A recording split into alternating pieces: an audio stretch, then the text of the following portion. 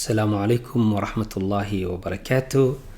أصحابتا كحران عبدوش برودكشنز سو دوادا وعبد الرحمن مركلة سيدان هوريبا إذن كوغو بلنقاضي وحان مانتا كهدي دونا قيب كميدا قيبها سبونسرشيبكا gaarahaan maanta waxaan ka hadli doonaa GAR iyo waxaan ka hadli doonaa BVOR. GAR iyo BVOR waxay uga duwan yihiin labadii kale aan hore uga soo hadalnay dhowr arrimood oo ay ugu muhiimsan tahay. Midkii hore aan kasoo hadlaynay wuxuu ahaa private sponsorship. Waxay ahaayeen dadweynaha muwaadiniinta Kanadiyaanka ah ama dadka deganaanshaha daa'imka kule wadanka Canada ayaa keenayay qofka ama soo sponsoriyay. Laakiin GAR iyo BVOR way ka duwan yihiin. Haddaba aan ku hormaro marka hore GAR waa maxay GAR? GAR waxaa laga soo gaabiyay ereyga ah Government Assisted Refugees oo loola jeedo qaxootiga ay taageerada siinayso dowladda. Taasna waan sii sharixi doonaa. GAR marka sidee baa loo xariisan karaa? sidoo qofka GAR yani sponsorship uu ku iman karaa wadanka.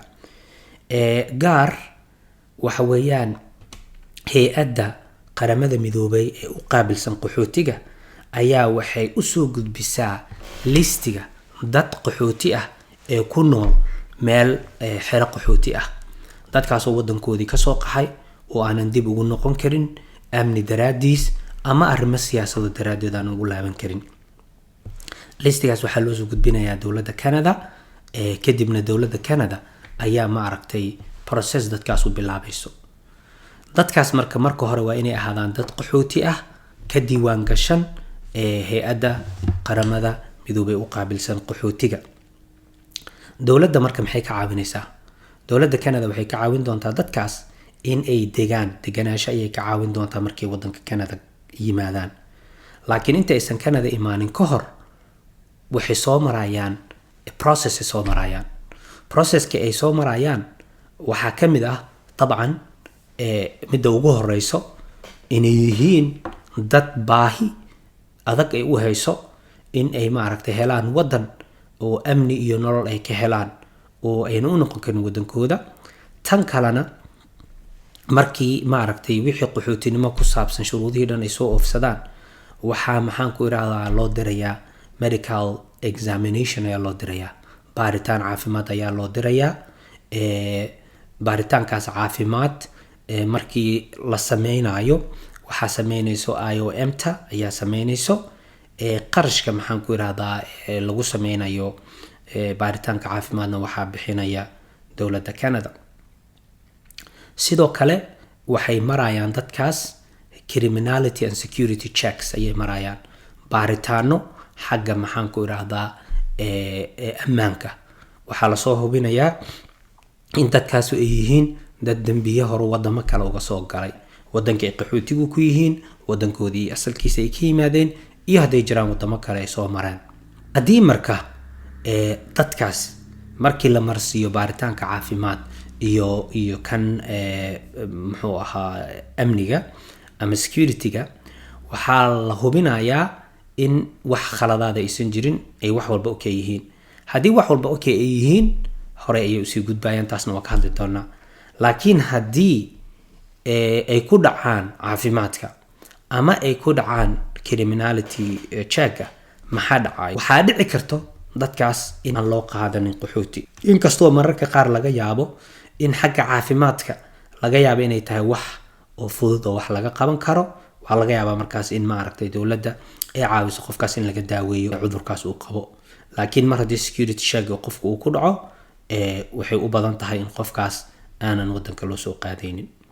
haddaba haddii qofku uu ku baaso security checkii uusan ahayn qof haba yaraatee wax dambi aanan weligiis soo gelin hadduu noqdo maxaa dhacayo? waxaa dhacayo hay'adda IOM aan iraahde International Organization for Migration ayaa waxay ka caawinaysaa inay u diyaariso dadkaas inay wadanka Canada usoo baxaan. waxyaabaha loo diyaarinayo marka maxaa ka mid ah? waxaa la siinayaa orientation la siinayaa.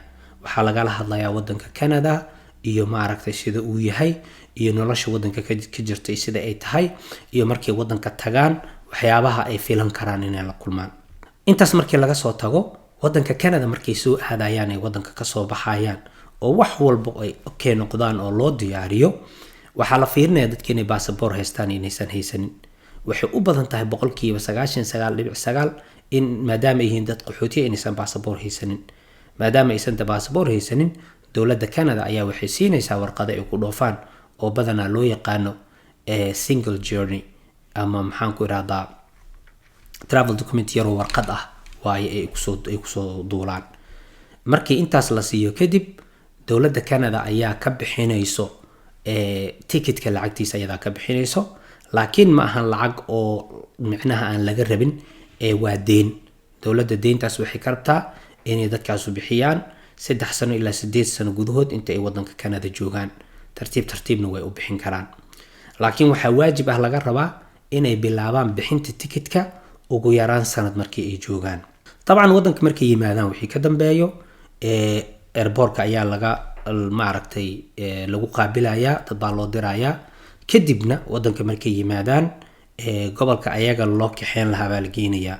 wadanku wadan aad u weyn waaye gobolkoodii markii la geeyo kadibna waxaa la wareegayo wax loo yaqaano SPOs ama loo yaqaano adaha bixiyo caawinaad oo dowladda ay fangareyso ay lacagta siiso. kuwaas ayaa la wareegayo kadibna wax allaale wixii u baahan yihiin oo ugu horeeyo hooy oo ku xigo cunno ugu xigo dhar alaabtooda waxoodo dhan dowladda ayaa damaanad qaadayso muddo 1 sano ah. sanadkaas wixii ka dambeeyana waxaa la doonayaa inay shaqo raadsadaan ayaga ay isdabaraan.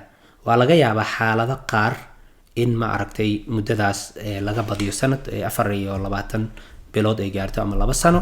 dadkaasna waxay u badan yihiin dad curyaan ah ama ma aragtay xaalado kala caafimaad qaba laakiin guud ahaan dadka 1 sano ayay dowladda haynaysaa.